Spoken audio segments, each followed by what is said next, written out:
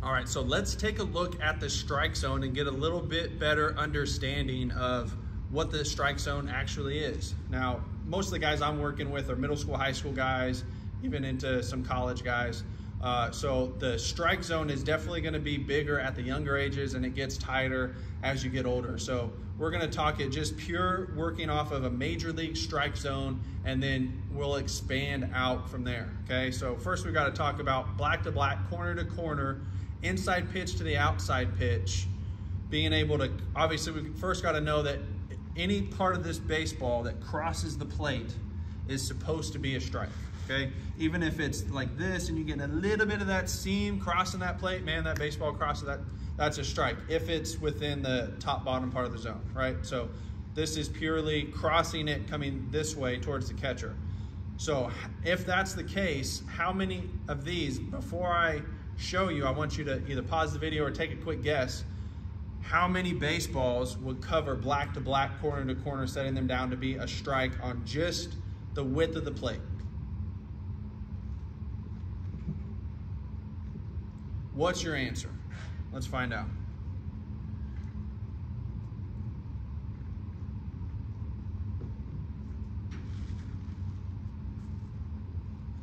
So that's 7, 2, 4, 6, 7. Black to black, corner to corner is going to be a strike. All right. So this is going to be another ball for most players, right? If this is guys who are probably high school players, that's probably going to be closer to your zone. Even college guys, you're going to get pitches called like that.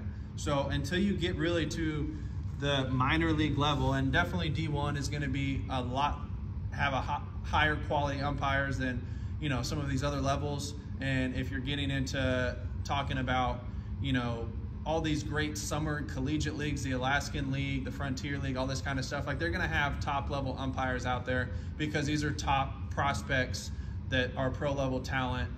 Obviously they're gonna try to have the best of the best out there. So that's where we gotta start with. And what I tell guys to understand this is to help with their pitch recognition and their pitch decision making as a hitter. So 1 is the inside pitch, 7 is the outside pitch. I'm a lefty, so 1, 2, 3, 4, 5, 6, 7, okay? In one of the other videos we talked about the 9 parts of the zone. So we've got the little, the K net back here, the 9 quadrant net. So you've got up and in, down and in, and middle and in for the inner part. Then you've got middle up, middle, middle, down, middle, down, and then up and away, middle away, down and away, okay? So working off of those 1 to 7, we're not even talking about top down zone yet. It's gonna be very similar, but having the 1 is the inside pitch, 7 is the outside pitch, we also need to understand a little bit of approach and strategy as hitters when we're at the plate, okay? Especially earlier in the count, we wanna make sure that we are going after our pitches, okay? Now, usually the best pitch to hit as a hitter is gonna be the first pitch, maybe the second pitch, because that's got, especially the first pitch, most pitchers, and this isn't always the case, the better pitchers they are, the better they're gonna be, the more they're gonna mix up their pitches, levels, locations, all that stuff. So 1 and 7 being the corners, those are probably ones with less than 2 strikes that we want to stay away from for right now, okay? So that leaves us with 2 through 6, all right? So every at-bat that you're doing, and we're talking tee work, when you're talking flips, when you're talking batting practice, any of that stuff, we want to make sure that every rep, especially when there's flips to BP to live versus just tee work, we want to be able to have tracking of every pitch that's thrown in there, even the ones that we take, and be able to call out what number was that. Was that a 2? Was that a 4? Was that a 7? What was the number? And then be able to track it off of the bat and track it on a take. So having both, where it, you know, it's maybe a little bit easier to track and get an accurate guess of the ones that we take versus the ones that we hit. But and you might be different, right? It could be flip-flop for you, or you're excellent at both, or you're bad at both. Whichever way, it doesn't matter. This way just gives you a reference and a way to be more mindful and get more out of the reps that you're doing in your own practice work. This is something that's probably gonna be a little bit tougher to implement in a team practice, because if you're gonna stop every rep and every swing, but this is one of the things I do for kind of our optional practices or extra work or just like in a training session, something like that with guys, is if we're gonna do a round of batting practice, right? Let's say they're gonna get five rounds in that batting practice. Every single rep, let's say it's 5 rounds of 8 swings. Every single swing in that set, in that round, is gonna be counted. Was that a 3? Was that a 2? Was that whatever it was, okay? And I'm definitely gonna have rounds, and we'll talk about this in another video, is having specific rounds where it's you only gonna swing at pitches 2 through 5. And if you have to take 1, 6, and 7. And if you swing at those pitches, your round's over. Okay, so if you swung at a 1, 6, or 7 in this round, during that round of 8, it could be your first pitch, it could be your last pitch. I'd say you're done, that was it, right? So working on pitch selection instead of just swinging on everything that's thrown up there. And you can mix this up with any different ways, but with less than 2 strikes, I'm telling most of the guys we're gonna have that corner pitch off.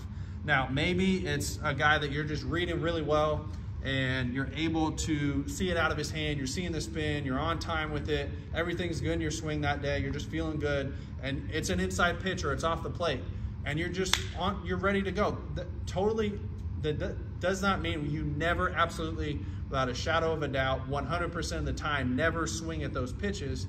This is just most of the time you're probably not gonna wanna swing at pitches on the corners early in the count, right? When it's with 2 strikes, then yes, we have to protect that, and probably a ball to potentially 2 balls off the plate in either direction that we need to be able to cover, because we don't want to be going back to the bench, dragging our bat head down because we let the umpire call a pitch that we didn't necessarily agree with. And maybe it's in a game situation where you're the first victim of that bigger zone call, right? He's been maybe around the zone and all of a sudden he gets a couple balls off the plate. That's like the first time he's called that pitch for either side. And you're like, okay, well, shit, that sucks. But, you know, it's the first time he's called it. Maybe we'll get it on our side when we're pitching too, right? So there's different pieces of that, and not trying to just take it as black and white. Hey, this happened, this is bad. But if you're not paying attention to the game as a player, and 2 other guys one on your team, one on their team, had that happen to them where that pitch got called and maybe you weren't paying attention, or you didn't think that was the same pitch, or whatever it was, and he rings you up on that too, that is more your fault than it would be in the first example where it's called for the first time in the game, okay? So you've got to know what the zone is like from the start, and then expect the zone to get almost bigger with 2 strikes. You definitely, striking out is probably one of the worst feelings as a player, as a hitter, and knowing the zone is going to be a big part of that. Okay, so next up, let's talk about top down in the zone, right? So if we've got 7 balls going across in this level, then how many is it from the top to the bottom? So we have supposed to be about probably a ball, maybe 2 balls below the knees, right at the knees, okay? I'd imagine most umpires, for most of you guys watching this video, are gonna be calling that maybe 2 balls, maybe even lower. I mean, middle of the shin right here, especially when guys don't have as much velocity and that ball continues to drop down, it's gonna look like a lot better pitch here than another 2 feet back here when the catcher catches it, right? So if you're letting that pitch drop, the more it continues to drop, the less it's really going to be a strike, but the more it starts to look like a strike if it's starting in that bottom part of the zone. So understanding where that is, that's a big thing for a lot of the younger players. Most guys aren't even, even if they're throwing a little bit 80, upper 70s, low 80s, that's still going to have a little bit of drop to it. That's where it starts to really kind of be pretty firm, but you're still getting to those guys that have that drop at the end. So if it's starting up, especially at the top of the zone or the middle of the zone, those are ones that are probably still going to stay in the zone that we got to go after. But if it's ones that are starting out at the very bottom of the zone, it's probably going to keep dropping, and ones we don't want to take. Now, again, this is going to be game-to-game decisions that you're going to have to make, because you're going to have different umpires who have different zones. And no matter all of the debates around Major League Baseball with the robo-umps and the zones where they can call in and challenge balls and strikes, that's one of the things that's probably not going to change too much at the younger ages. Really, probably it's going to be a little bit before like D1 and most of college adapts that, because it's a big financial commitment to put that kind of technology in there that has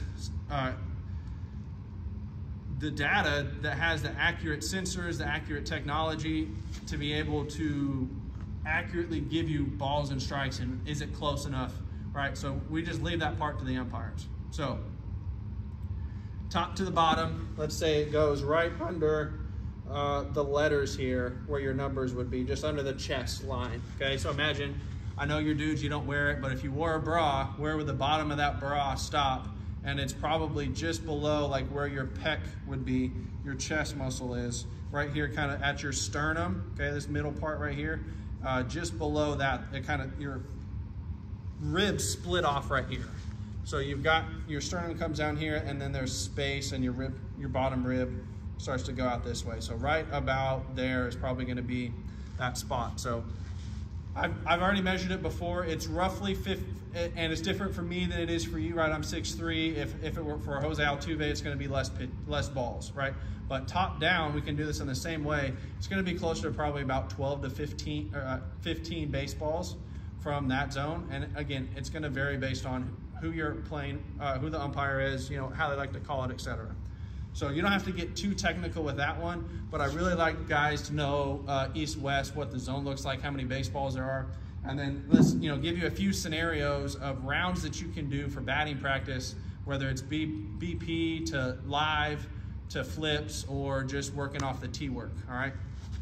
So one of the ones that we talked about is really just working on that middle end pitch. So really numbers 2 through 5, okay? And leaving the corners there. So that means we got 1, 6, and 7 that we're taking. So you go through a round of 8, and all you're doing is hitting those pitches that when they're thrown in there, and every pitch that you swing at or take, doesn't matter, you are calling out the number. So even if it's a take and it was a 5, you should have swung at it, but it was there, still call out the 5, all right?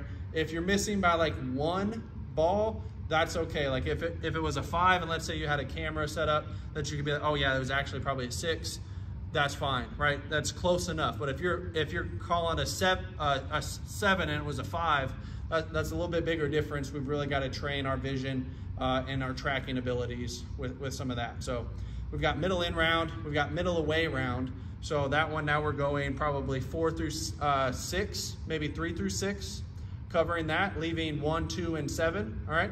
And then having an in round only, so pitches 1 through 3, you're only working those, and you're taking 4 through 7. An away round only, where it's 5 through 7, or maybe 4 through 7, probably 5 through 7, really 1, 2, 3 in, 1, 2, 3 middle, 1, 2, 3 away. Okay, so you got an overlap here, and then an overlap there. And then you know, you could do like an in and out round where it's black to black. You're only swinging at the corners. You're taking 2 through 6. Maybe you're going to hit a 2, maybe you're going to hit a 6, but you're definitely taking the 5, 4, and 3. Okay, so those are a few different rounds that you can roll through with your batting practice. And again, it doesn't have to be 8 reps. It doesn't have to be 5 rounds in your batting practice session. But having those different kinds of rounds where you're having some intent behind what you're doing, there's a very specific focus of what you're trying to do to accomplish in the game, because that's every time you come up to bat, it's a certain situation, right? So you're going to want to train all these different possibilities, because you never know when it's going to be your turn to come up with the bases loaded, or maybe it's your turn to lead off an inning when you're not really a leadoff guy, that you're trying to get some action started, maybe you're down some runs and you need to get some base runners on, right? So many different situation scenarios that you can work off of. Play around with this and take your batting practice, take your swings, take your tee work to the next level.